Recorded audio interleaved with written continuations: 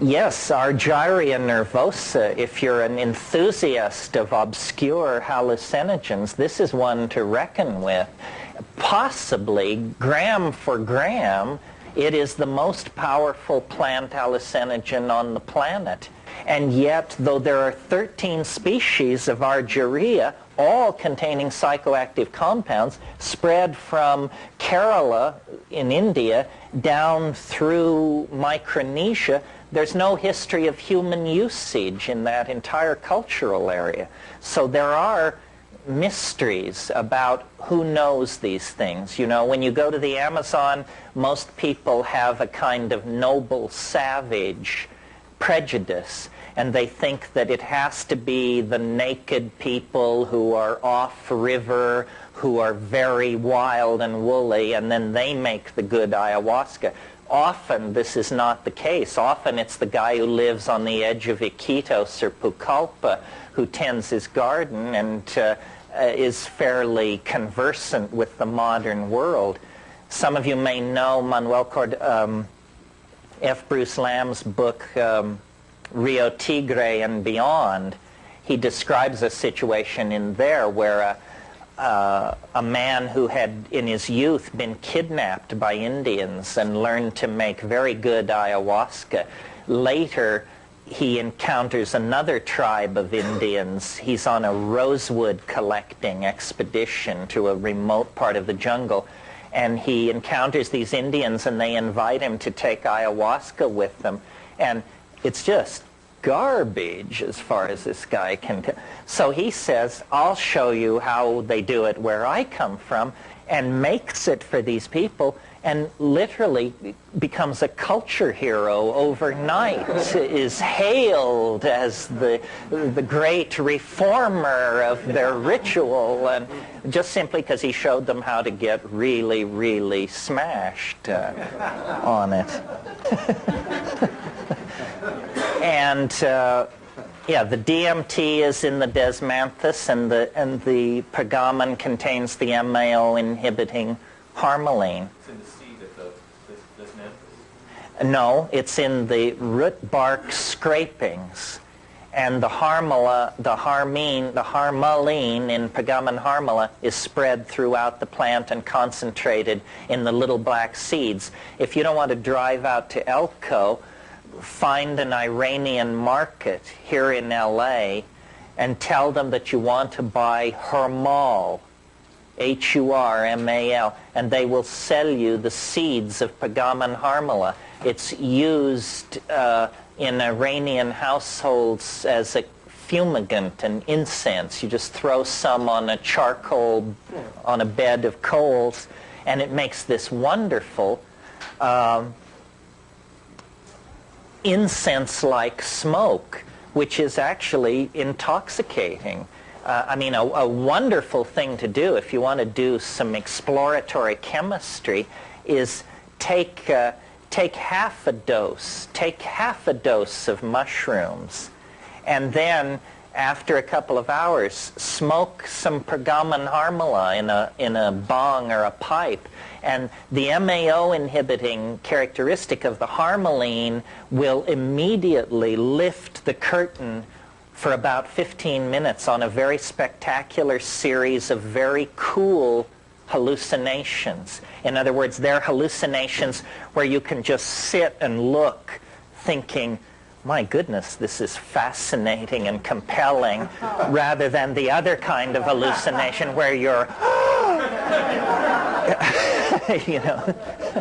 We call this mushroom plus pergamon harmala combination vegetable television, because it's approximately that engaging, but very, very non-threatening and reassuring for beginners. That's of mushrooms. After an hour and a half, smoke a quarter of a teaspoon of pergamon harmala seeds. Can the seeds be eaten instead? Oh yeah, they're very small and hard and black, and you'll want to get a Braun coffee grinder. A Braun coffee grinder is a great tool for the would-be psychoactivist. It will it will flour nutmeg, reduce nutmeg to flour.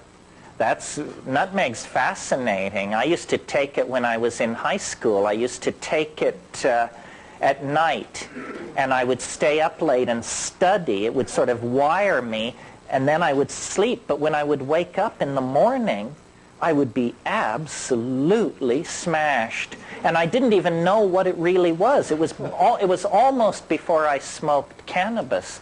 So I was dealing with these walks to school in the morning where all the colors were bright, a song on my lips, a skip in my step. I could hardly... and you can also reduce morning glory seeds to flour in one of those brawn grinders. So that's a very good kit. Yeah. The nutmeg, how did you get the nutmeg? Did you get it as a powder already? No, I ground it in a mortar and pestle fairly crudely at that phase. But what you do is you just cap it up. Flour it and cap it up. You know, it contains myristicin, which is psychoactive and which is a precursor for MDMA and is quite a nice thing. I mean, it's not going to shake the foundations of the planet, but it's very good. What? How many caps? A couple. Not a lot. Oh, that's what I should say. Do not, you know, people sometimes with plants, they get the attitude that you need to do a lot because it's spread thin. In most cases, that's true, but in the case of nutmeg, it isn't true. It's a cap, a 00 capsule. This doesn't count for the spice that you can buy from the shilling spice rack of nutmeg? No, it does. Same. It's 10 to 2 caps. Yeah, well, the reason I preferred grinding the whole nutmeg was because it's obviously fresher if it's ground. And you can buy whole nutmeg at Safeway. Prisoners know this. If you'd done more hard time, you wouldn't be asking these questions. Well, let me say a little bit more about this. The Zoroastrian religion is generally considered to precede the Vedic religion of Soma.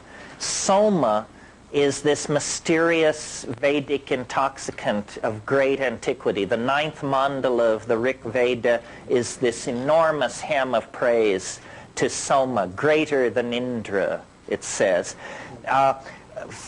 Unbroken throughout the history of the Zoroastrian religion is the sacrament of Haoma, H-A-O-M-A.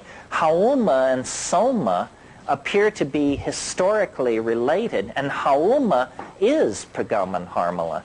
If you're interested in reading about all this, there's a book called Haoma and Harmaline by David Flattery.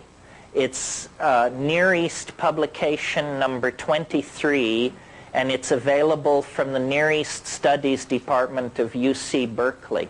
Fascinating book. I mean, you learn, for instance, that in the classic phase of the Zoroastrian religion, the only method for gaining knowledge about the invisible world was the use of drugs. Any other method was scorned as completely preposterous.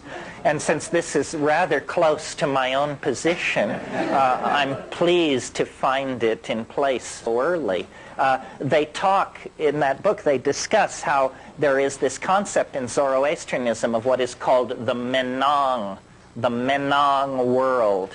And the Menang world is only accessible through Haoma. It's only accessible through pharmacological means. That's the dogma. Yeah. Could you explain a little more about morning glory seeds? Morning glory seeds, yes. Now this is something that's accessible and that those of you who find yourselves bemoaning the lack of availability could overcome. The heavenly blue morning glory with the heart-shaped leaf, that's important because I see around here, I see blue morning glories with a leaf that looks like a grape leaf. That's not it, folks. That won't do it.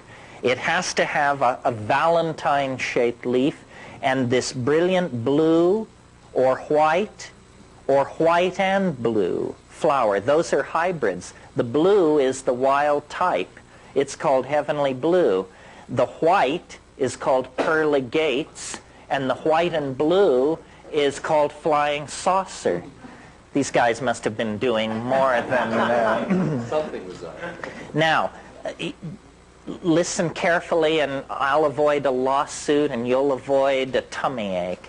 The morning glory seeds which are sold in garden stores here are the morning glory that you want, the blue, heavenly blue morning glory. But seed companies have dipped these seeds in a poison specifically to keep you from getting high off these morning glory seeds. So what you have to do then is overcome this by stealth. Always our best weapon. Stealth means buy the morning glories and grow them and produce an uncontaminated crop of your own. Now, the morning glory seeds that you will produce by this means you have to take around 250 for a person of ordinary body weight. So if you are low or high, make the adjustment accordingly. The morning glory seeds can be floured in your brawn grinder and then mixed into applesauce or a milkshake or some thick medium, because actually it's pretty disgusting. Now there's a slight problem here, which is the seed also contains ester coumarone, which is an emetic and makes your stomach cramp. So that will leave after about an hour. So you can either pay your dues and sit there with a terrible tummy ache for this very critical hour, or there are strategies for getting that ester coumarone out of there with solvent washes. I don't want to give the details because too many people blow themselves to kingdom come. High molecular weight solvents like chloroform and petroleum ether tend to be slightly tricky for the non-chemist to work with.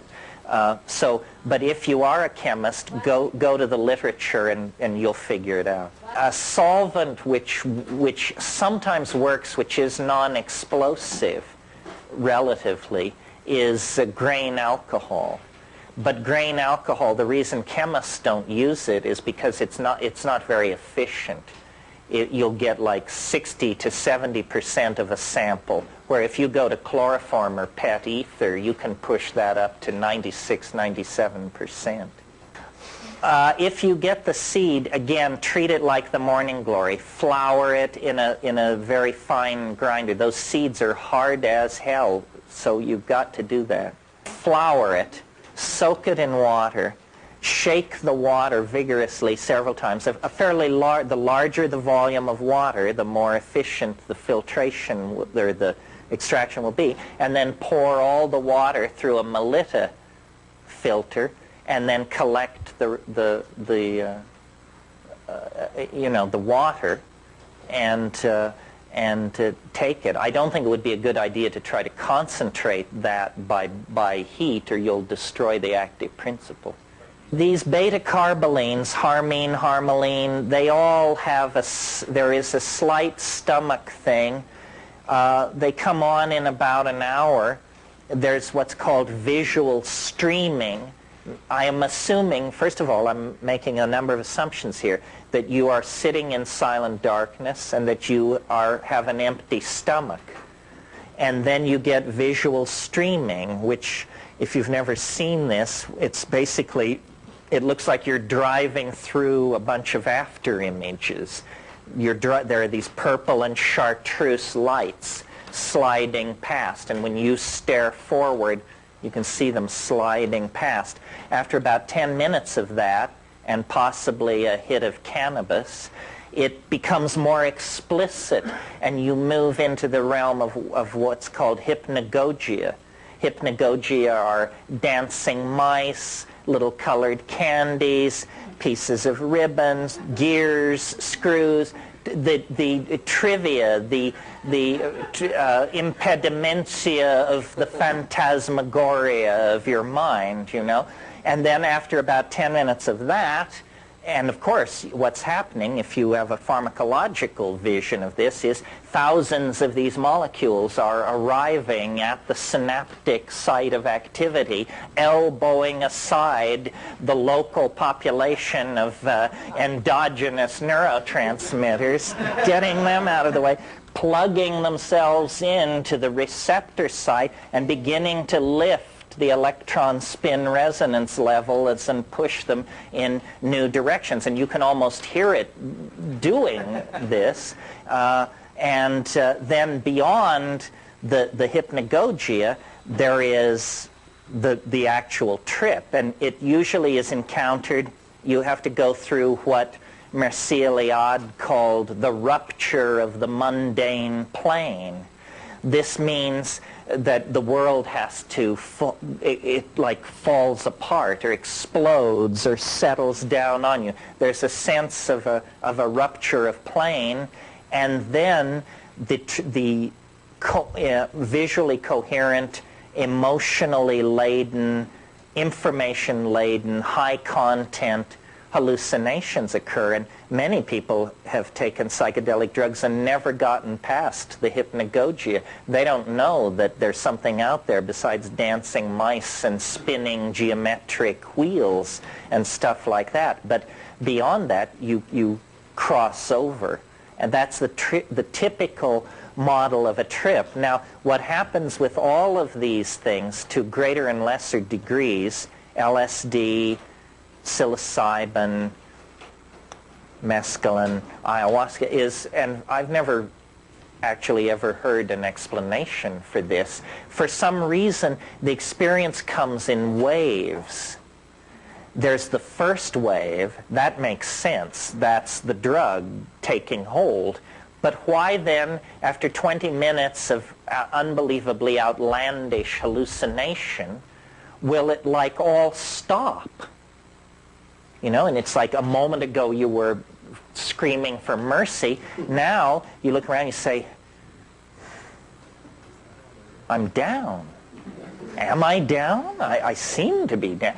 You know, and sometimes you seem to come all the way down. Like on LSD, it's like it totally turns off sometimes. And then about 5 minutes later, it comes again. And you get another wave. And if you've taken a really dedicated hit of ayahuasca, for example, you will get like as many as 5 or 6 of these waves throughout the evening. And the first one is usually the strongest. If you take a effective but not strong dose of ayahuasca, you will get one pass. And often, and then if you take slightly less, you'll get one pass and it will be weak. So if you take ayahuasca, at all times pay attention, because you may be looking at something thinking, well, this is not so interesting. I'm sure it's going to be much better in an hour. And you may actually be looking at as good as it's going to get that evening. And psilocybin also comes in waves like this. LSD very dramatically. DMT not, because DMT is one enormous brief wave. I mean, DMT sort of brings all the issues together. And the way I think of these psychedelics experientially is as a series of concentric circles. Maybe like the outer circle is mescaline, and the next circle in is LSD, and the next circle in is psilocybin, and the next circle in is DMT. It's almost as though the psychedelic experience is whatever drug or whatever substance you take, it leads you deeper and deeper in the same direction. And of course, with DMT, you not only hear the aliens, you see the aliens. You not only see the aliens, you become an alien. It seems to be the most radical of all of these things in terms of the experience. It's also the most natural of all of these things. It also is the safest. It stands the ordinary standards of courage and risk on their head, because here it is, it's the most terrifying, the most spectacular, and the safest. None of us, including myself, have fully come to grips with this paradox. We would rather do less safe, less scary drugs, I think. DMT is pretty impressive in most situations. So Yeah. are you against meditation when you think it doesn't work as well as hallucination? Well, no, I think they're completely different realms of human activity. I can't, meditation, you don't hallucinate. You don't, they say you do, but they aren't very convincing. And plus, the monks then rush over and explain that you're doing it wrong. So, what's the deal? I think if by meditation you mean lying down and closing your eyes, or sitting up and closing your eyes a lot, I do that a lot. And I like it, but I would never confuse it with the psychedelic enterprise. You don't think it gets you to the same revelatory position? Pardon me? You don't think it can get you to the same revelatory position? It's only my opinion, but I really don't.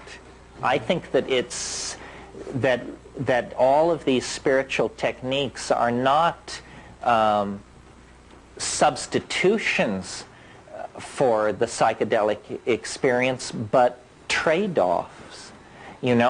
Organized religion is as concerned with controlling social groups as organized politics is. And the visionary or ecstatic experience is unsettling to the religious mentality. Even among fundamentalist Christians, if you're not one, they all seem more or less alike.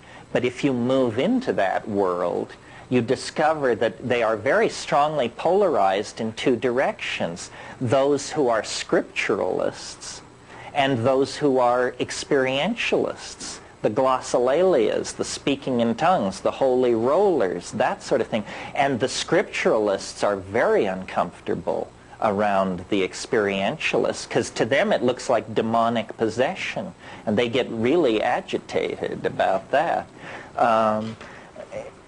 I think that medicine and meditation go very well together. I'll take ayahuasca or psilocybin and sit in the lotus position for many hours, and it's incredible how they work well together. And then after the experience is over, the next time I meditate, I feel like I'm still doing the medicine. Yeah, well, I think that all of these techniques, like mantra, yantra, tantra, whatever, they work incredibly well in the presence of psychedelics, leading me to suppose that what these are tools that were developed in the Paleolithic world of psychedelic magic, and all we have now are these tools, but we don't have the original engine that drove them. Yes, I am very bored by spiritual practice unless I've taken a psychedelic, and then, mantric chanting is beyond the power of mind to encompass or describe. Sex isn't bad either. And,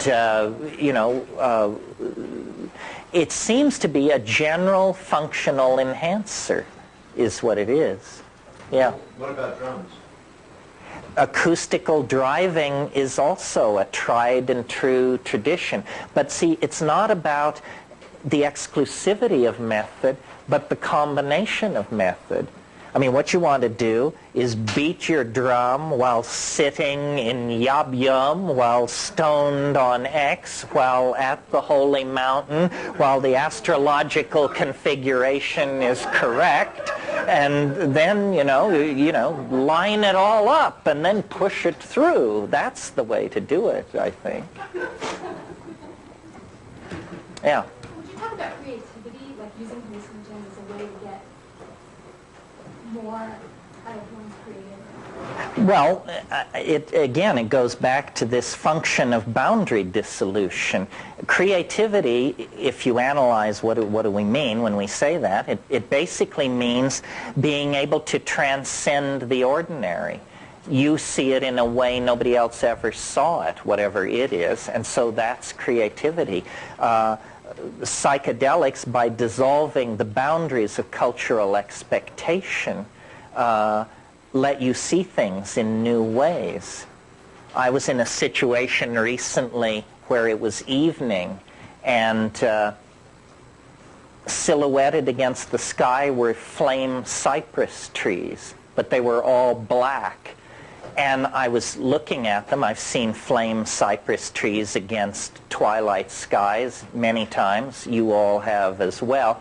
And suddenly it was like there was this shift, and I didn't see it as a flame cypress tree anymore. I saw it as black dust pouring out of a certain point of the sky and cascading like a waterfall.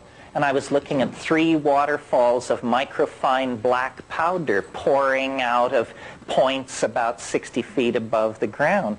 Well, I didn't even mention it to the person I was with, but I just noticed this psychedelic perception. The other night, this was really interesting to me. The other night, just as I was falling asleep, a phrase came into my mind that I liked, but I didn't understand it. In fact, I didn't think it meant anything. I just thought it was an interesting phrase. And I thought about it for about a minute, and then it did this same thing that the flame cypress tree did. It went ploink, and this other dimension sprouted out of it, and I understood it, and I thought, this is a very interesting idea, and I've never thought it before. The thought was, if time were space, then history is a cobweb. That was all it was. But I don't take these leaps very often. So I was delighted because I knew a moment would come when I could lay it on a group of people like I've just done. So it's a catalyst for cognitive activity. That's what the mushroom is.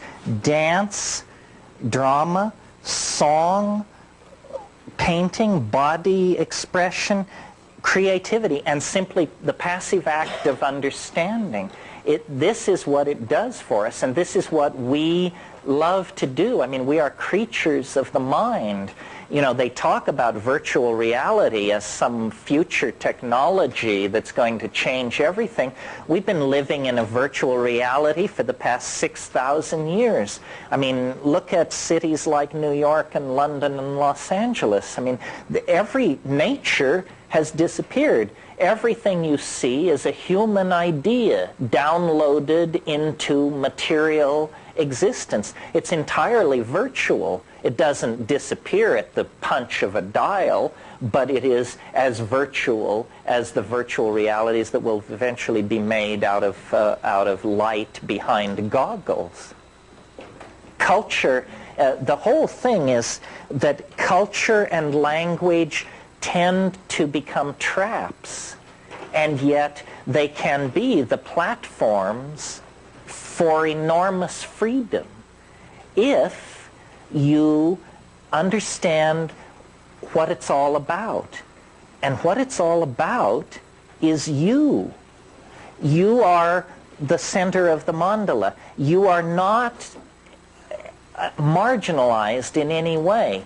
And the message that the culture gives us is that we are marginal. It doesn't matter whether if you've got $100 million.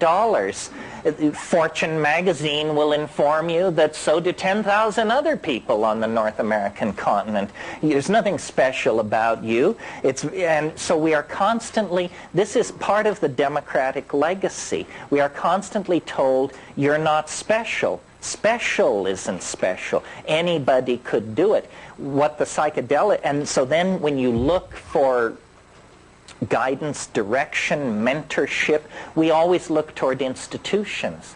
Well, I'll go to the university, or I'll go to the army, or I'll do something. Somebody will tell me, will give me a larger purpose. But it's really yourself that is the final arbiter. And if you keep yourself as the final arbiter, you will be less susceptible to infection by cultural illusion. Now, the problem with this is that it makes you feel bad to not be infected by cultural illusion because it's called alienation.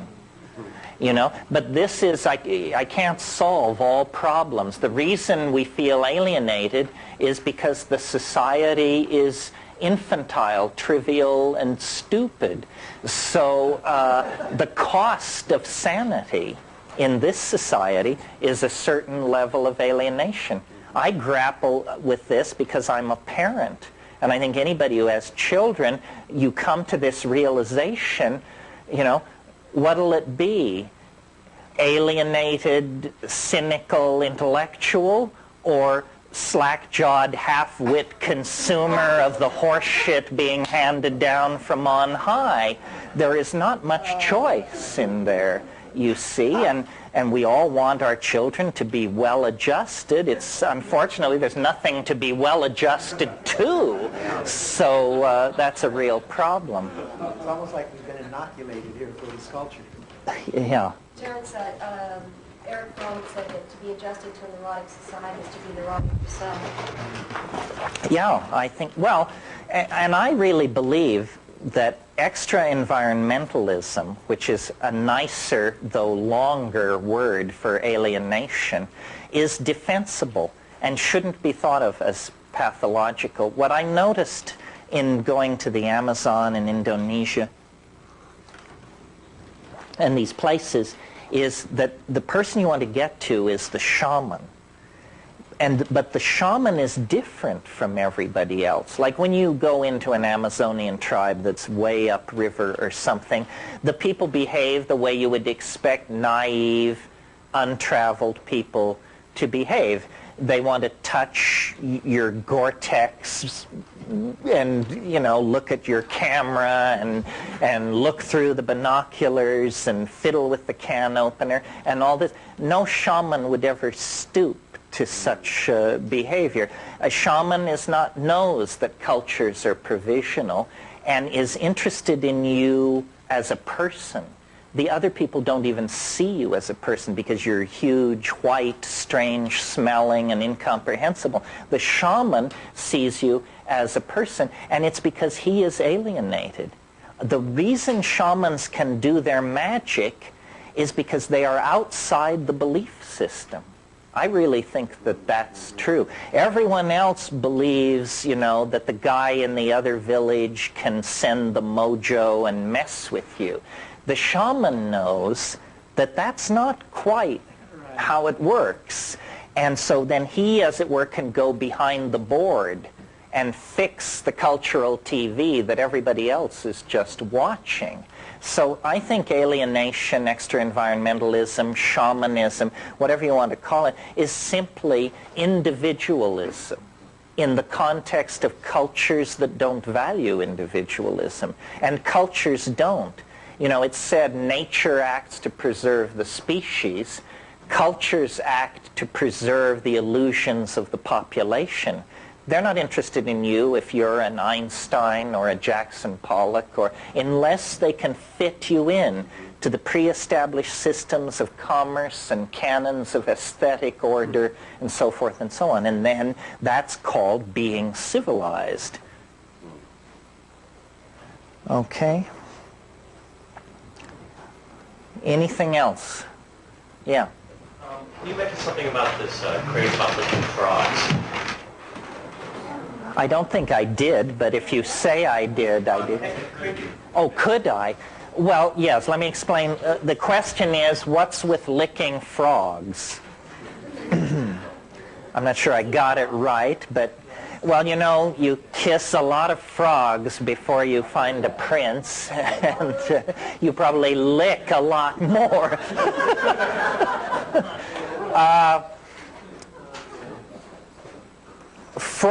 Toads, not frogs. Let's give the devil his due here.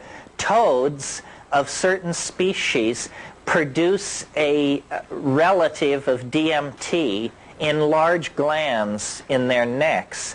Why this is not clear. considering that this exudate, or this material, will kill a dog if a dog picks up a toad like that in his mouth within minutes. It's pretty spectacular. It's reasonable to suppose that then this is just a defense that has been evolved. Some of you may have seen the dinosaur in Jurassic Park that spits poison in your face. We're talking something like that. The toad creates this this 5-methoxy-DMT in this gland, and when the glands are squeezed, it comes out on the surface of the toad's skin. It's a near relative of DMT. Speaking from my personal battery of many prejudices, I would say I don't care for it. It complicates my job enormously, because people do this stuff and they think A, that it is DMT, or B, if they're slightly better informed, that it's just like DMT. It is in fact chemically called 5-methoxy-DMT. However, it is nothing like DMT. It's as much like DMT as radio is like television. And that's where the difference lies. The 5-MeO does not trigger the most spectacular effect associated with DMT, which is these three-dimensional crawling hallucinations that come out of the woodwork and reveal the true nature of reality to you. When you take 5-MeO DMT, you have all of the physical presentation of DMT. There's a sense of a kind of light anesthesia through the limbs. There's a sense of falling forward into a void. There's a sense of losing body boundary. Now, at that point in DMT, those symptoms would give way to the trip. At that point in 5-MeO DMT, those symptoms give way to the beginning of the come down.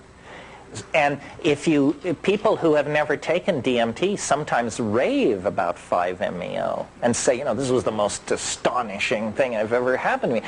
People who are familiar with DMT can yawn their way all the way through it, because you're braced for the DMT thing. I mean, you think, oh my God, it feels just like it. Here it comes. It's going to be upon me. 5, 4, 3, 2, 1. +1, +2, +3, +4, +5. It's not coming in. It doesn't come in.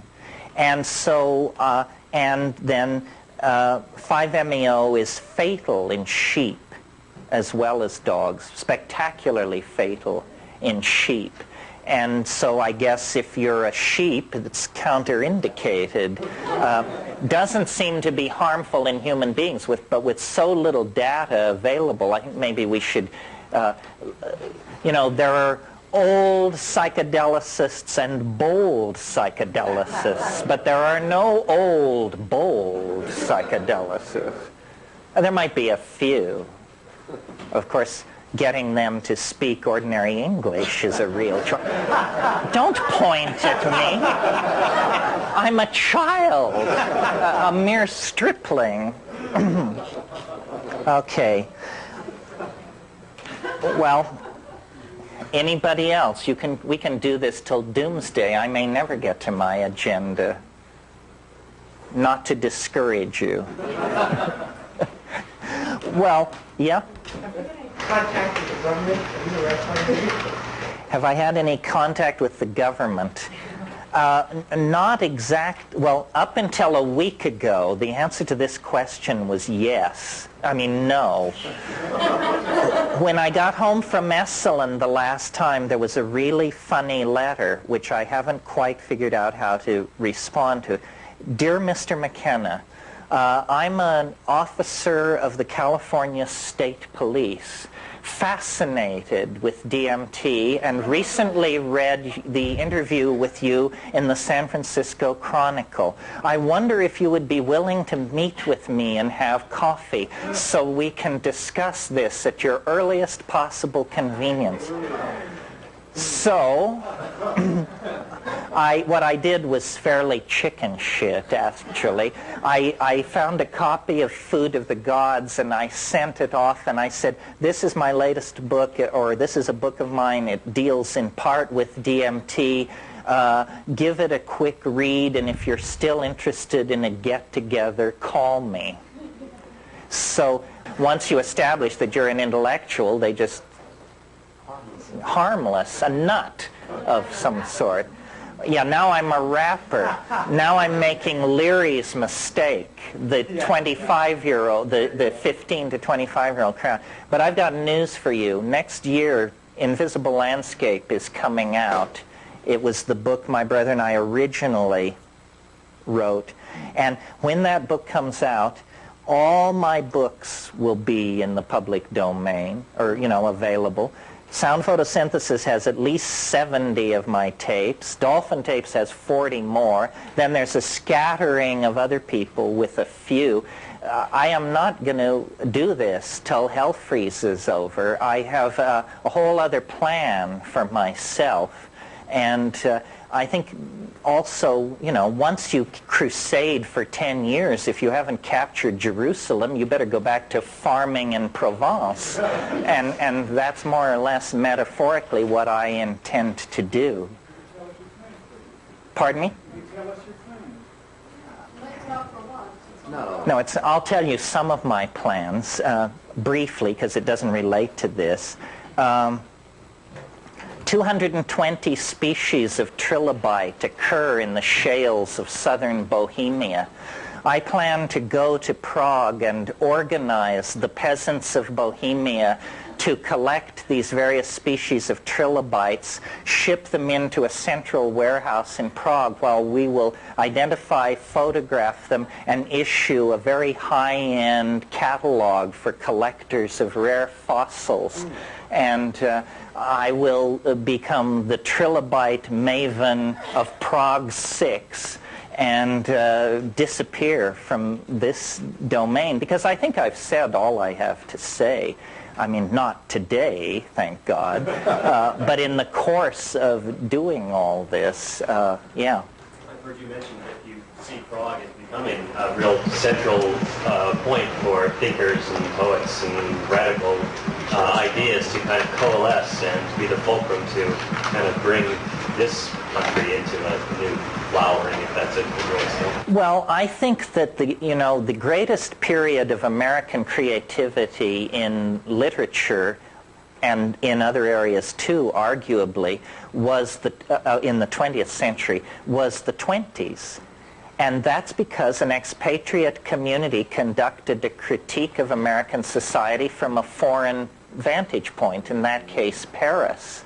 And I think that in spite of the Clinton hiatus, that the politics of light have not yet come to settle on the land of Jefferson, and that we should be prepared on a moment's notice, basically, to decamp to Prague and conduct all this from there. Also, Prague was the capital of European civilization before the 30 Years' War, before the rise of modern science.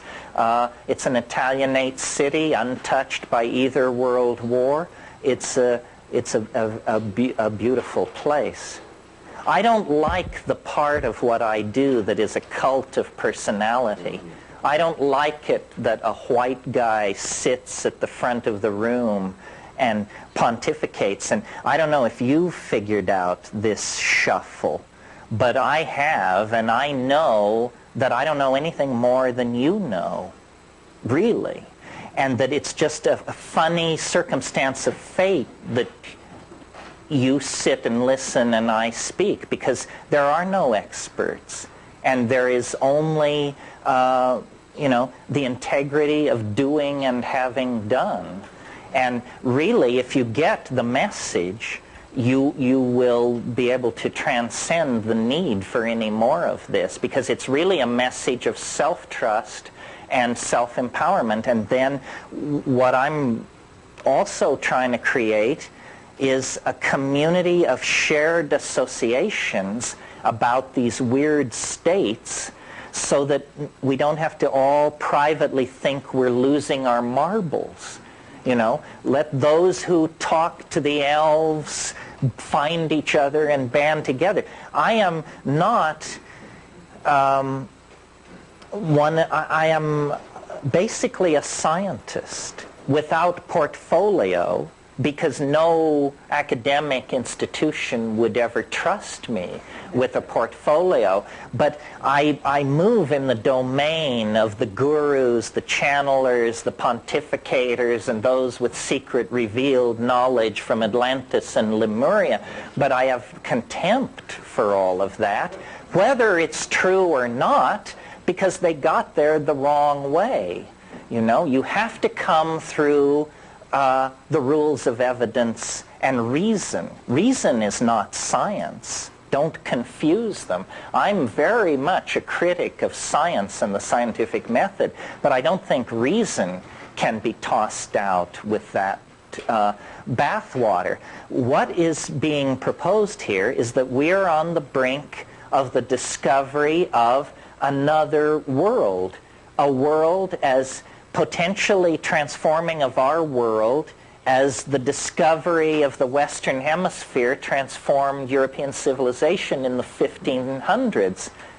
But the world that we're about to discover is inside the mind. It's mental real estate.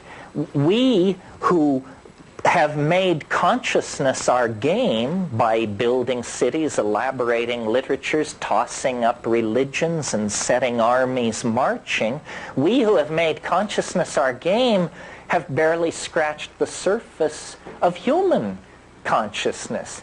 And it's not like we haven't had a crack at it. I mean, these yogins have been over there digging away for millennia. Egyptian religion, Kabbalism, alchemy, Western traditions of mysticism, and I am a connoisseur of all that, don't get me wrong, but what astonishes me is how embryonic it all is. We are not the tired inheritors of an ancient and sophisticated civilization in its twilight, which is what they're all telling us. We are the know-nothing, fresh scrubbed babes who are the new kids on the block who haven't got a clue as to what the human enterprise could really be about. And we are coming now through a very narrow historical neck where the accumulated stupidity of the last 5,000 years, the dues now have to be paid. It ain't fair. We didn't do it. You know, we didn't bring the slaves from Africa. We didn't invent oligarchy. We didn't do all these things. Nobody's interested in our whining about how we didn't do it. It's in your face. And it's clearly a crisis of two things, of consciousness and of conditioning. These are the two things that the psychedelics attack. We have the technological power, the engineering skills to save our planet, to cure disease, to feed the hungry, to end war, but we lack the intellectual vision, the ability to change our minds. We must decondition ourselves from 10,000 years of bad behavior. And it's not easy. I mean, imagine, I don't know how many of you have ever confronted the fact that you were addicted to something.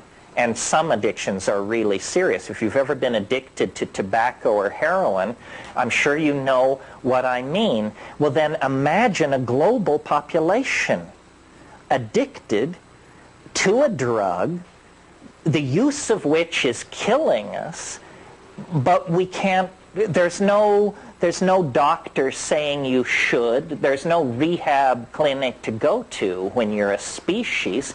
We are on an absolutely destructive bender that will end with the death of the earth, the impoverishment of its animal and plant population, and the collapse of our civilization into scarcity unless we can somehow restructure our psychology and get hold of ourselves. And psychedelics are the only thing I've ever seen work on an individual level to do that.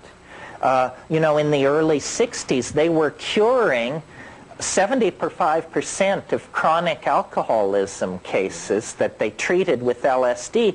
They were curing with one dose of LSD, one 500 microgram dose. Well, now obviously, LSD is not a magic bullet for alcoholism. That's a preposterous idea. It's simply that you take LSD, and if you're a chronic alcoholic, you review your life and you notice that you're killing yourself. And then you say, my God, I am killing myself. If I don't stop what I'm doing, I will be dead. That's the strongest motivation to character rehabilitation there is. And that's what we have to carry into the domain of public debate. I can't believe how constipated American institutions are. I mean, here we are under the aegis of a great crusading reformer from Arkansas. A new order in human affairs has dawned, but they suggest closing an air base out at Sacramento, and there are editorials as to whether we can survive the shock of this massive change. Well, I've got news for you. You better do your change-related calisthenics if that was heavy lifting, because what you've got coming at you is something very, very different. We are now in a position to actually make something of ourselves, extend the design process to human destiny, and produce something that will redeem 10,000 years of pogroms and migrations and attempted genocides and pointless wars and stupid religions that make people hate themselves and all the rest of it. If we're going to redeem that legacy, then we have to do something quite spectacular. Now, I want to totally contradict myself. This is not only everybody's prerogative, but it's your obligation. If you don't contradict yourself, your position isn't complex enough. I will talk a little bit about what I've learned from psychedelics. I feel self-conscious doing it, but on the other hand, wouldn't it be stupid for me to talk about what you've learned from psychedelics? That would add presumption to the sins already arrayed here. There are different models about what the psychedelic experience is. Here's a couple. Building on Western psychotherapy as elaborated by Freud and Jung, one view of what psychedelics are is it's the part of your mind that you'd rather not do business with. It's the memories of childhood neglect or abuse. It's repressed kinky fantasies. It's, in other words, the Freudian idea of the unconscious, that somehow these are drugs which dissolve the boundary between conscious and unconscious mind, and then you can do accelerated psychotherapy because resistances have been pharmacologically overcome. That's one model. It's good as far as it goes. It just doesn't go far enough. Then there's another model, which I would call the traditional or shamanic model. And it says the cosmos is a series of levels, and these levels are connected by vertical routes of access, which can be thought of as simply flights through space, or magical trees, or magical ladders. Anyway, there's an image of ascent. And ordinary people exist on only one of these levels. But a shaman is not an ordinary person. A shaman is a superhuman person who has the power of animal allies behind them, and they can go up and down in these elevators that move between levels, and they can therefore recover lost souls, see social hanky-panky, theft and adultery, see the causes behind that, see the causes behind disease, so forth and so on. That would be the traditional one. What I have concluded after 25 years of fiddling with this is that both of those ideas have a certain something to recommend them, but that they don't go far enough, and that we get more to the meat of this if we leave off psychological, the first explanation, or sociological, the second explanation, and actually go for something a little more formal, to wit, a mathematical model of what shamanism is. And what I mean by that is, let's think about what shamans do. They cure disease, and another way of putting that is they have a remarkable facility for choosing patients who will recover. They predict weather, they're very important. They tell where game has gone, the movement of game, and they seem to have an paranormal ability to look into questions, as I mentioned, who's sleeping with who stole the chicken, social transgressions are an open book to them. Well, thinking about this from a mathematician's point of view, an all-encompassing explanation that would explain how all these magical feats are done is simply to suppose that the shaman is somehow able to project his consciousness, his or her consciousness, into a higher dimension. Not metaphorically, as in Sylvester Stallone has many dimensions, not metaphorically, but literally, as in 1 dimension, 2 dimension, 3 dimensions, and 4. Because if you could move into the 4th dimension, the dimension orthogonal to Newtonian space-time, seeing what the weather is going to be next week is as easy as seeing what the weather is now. Seeing where the game went is as easy as seeing where the game are. Knowing who stole the chicken is simply defined by looking to see who stole the chicken. And I have noticed that all of biology, not simply shamanism within the context of human society, but all of biology is, in a sense, a conquest of dimensionality.